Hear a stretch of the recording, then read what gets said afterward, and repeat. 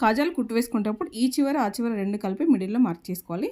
తర్వాత ఈ మిడిల్ నుండి ఈ చివరికి హోల్డింగ్ చేసుకుంటూ మార్కింగ్ చేసుకొని కాజాలు కుట్టు వేసుకోవాలి. ఇప్పుడు కాజాలు కుట్టు వేసేటప్పుడు మన మార్కింగ్ పక్కన నీడిల్ని పైకి తీసుకోవాలి.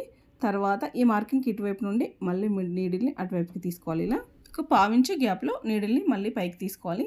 ఇలా ఒక 4-5 పోగులైనా తీసుకోవాలి. నీడిల్ని పైకి తీసేటప్పుడు థ్రెడ్ చిక్కుపడకుండా నీట్గా తీసుకోవాలి. వీడియో చివరి వరకు చూసిన తర్వాత వీడియో నచ్చినట్టయితే ప్లీజ్ లైక్ చేయండి.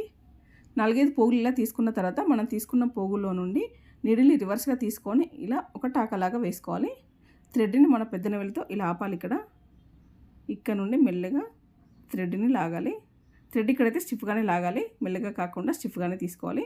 ఫుల్ వీడియో కావాలంటే ఛానల్లో అప్లోడ్ చేస్తా చూడండి. మనం తీసుకున్న 4-5 పోగులు మొత్తం ఫుల్గా నింపేసేయాలి. మనం ఇలా టాకాలు వేస్తున్నప్పుడు కొంచెం వరుసగా టాకాలు వేసుకుంటూ రావాలి. కాజా కుట్టు వేసుకొని అయిపోయిన తర్వాత థ్రెడ్ని కింద వైపుకి తీసుకొని టాకా వేసి కట్ చేసేయాలి.